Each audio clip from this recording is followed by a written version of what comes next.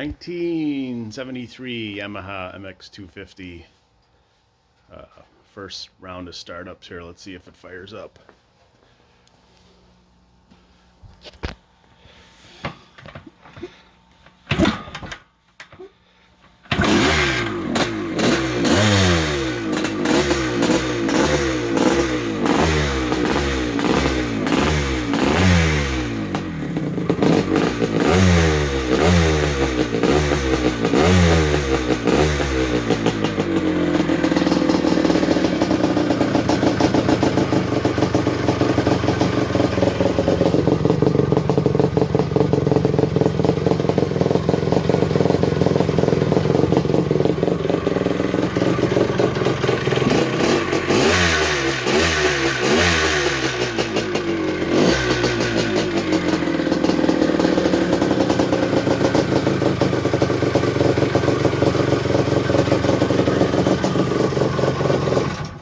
And there you go.